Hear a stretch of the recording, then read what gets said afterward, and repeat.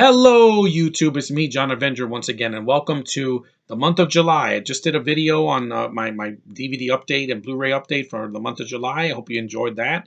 Now we get back to review time because it's been a while. The last review I did was on the 21st of June. Now we get to the 2020 movie that came out last year in Canada. It didn't come out in the States until like streaming. It came out like earlier this year in March on Paramount Plus.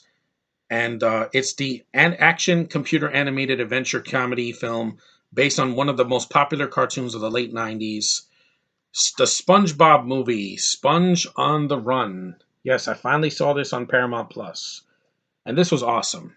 This is just as good as the first two films. I still think the first two films are better because the first one is hilarious and it's in hand drawn, and then the second movie did like an Avengers type ending. But this was very funny though.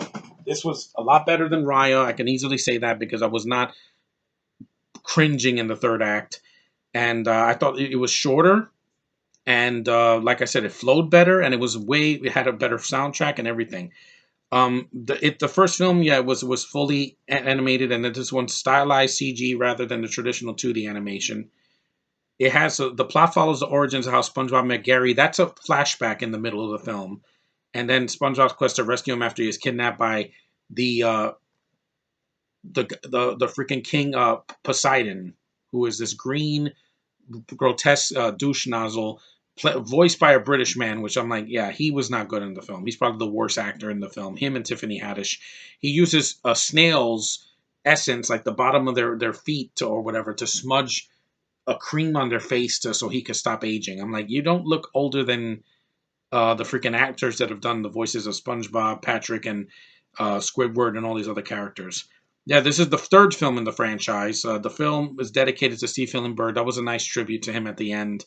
He died in 2018, but when the movie was in production, the cast is very good in the film. Like always, Tom Kenny, Bill Fagerbakke, and whatchamacallit, Mr. Lawrence, Carolyn Lawrence, no relation. And you have some good, some funny celebrity cameos here. You have Snoop Dogg, that was pretty funny. His scene, they do a nice homage to Michael Jackson's Thriller. You have Aquafina, who does the voice of that robot, Otto. She's fun to watch. Not as much screen time as Raya, but she's fine. There were some other people that you had. Tiffany Haddish, and she could have been cut out. She has the same voice here that she had, screeching voice she had in the Lego sequel, and I thought she could have been cut entirely. Keanu Reeves, good cameo. He was the tumbleweed sage that talks to SpongeBob and Squidward and Patrick about what's important in life. Danny Trejo's cameo was okay at best, as the he was a side villain that they go when they go to a Western theme.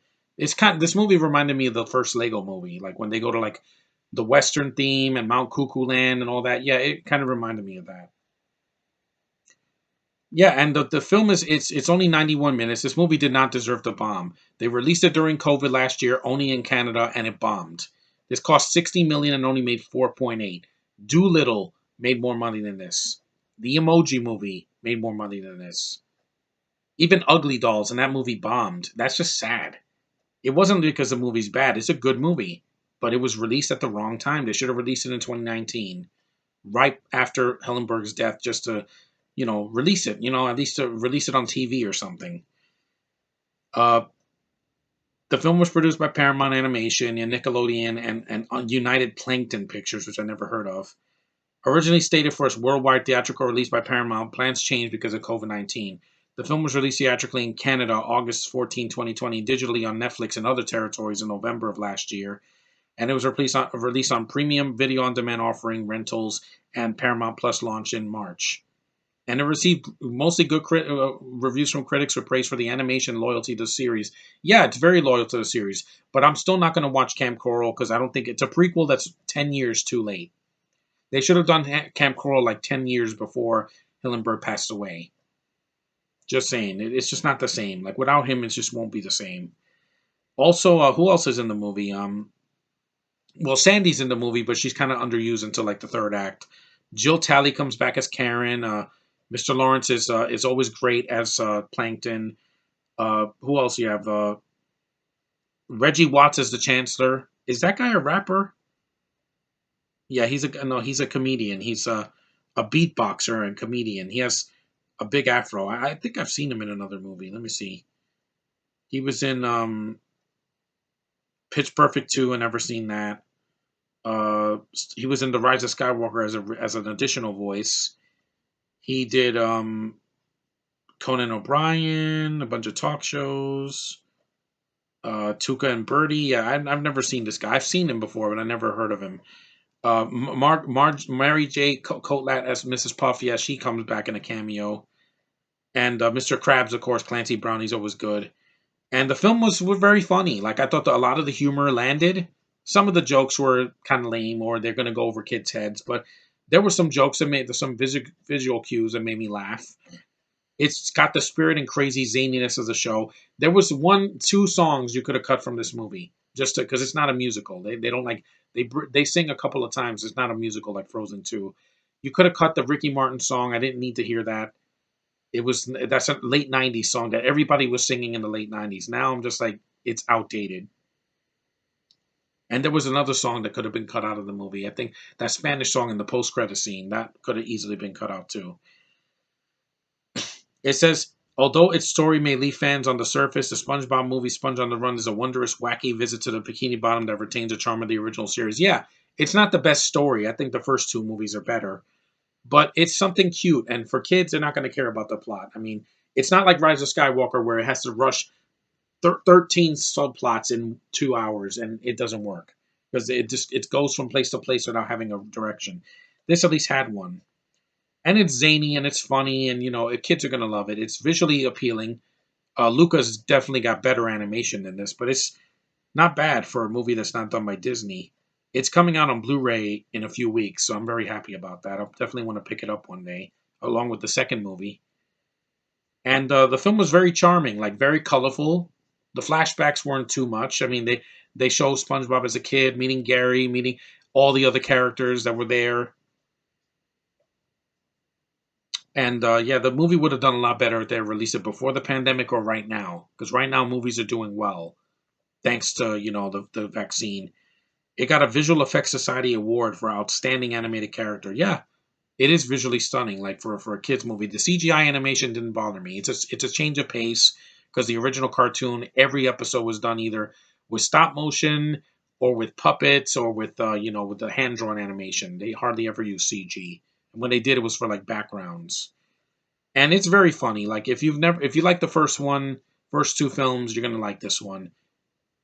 It's not deep or thought provoking. The ending is very deep. The song at the end that they sing about SpongeBob, that the formula's you, that was good. That was a nice heartfelt to the greatest one of the greatest voice actors of our time, Tom Kenny. And it was very funny and very, very cute, and it's got a lot of charm. I preferred it over some of the things I saw this year. Like the Mitchells was funny, but it didn't have that charm at the end because of stupid gay agenda. Here, only the villain is flamboyant.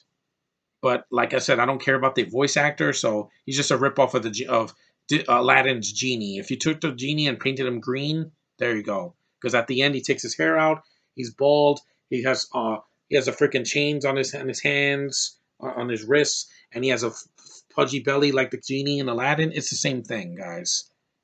But it's a movie that stands on its own 2 feet without ripping too much off. The soundtrack was fun. There were some good moments in the movie. I laughed. That's what all I'm looking for in Space Jam 2. I want to laugh. I laugh a couple times. It'd be better than not laughing at all. And I can easily see this again over the Tom and Jerry movie or anything else that came out this year or Peter Rabbit 2. No, this is the kind of fan base.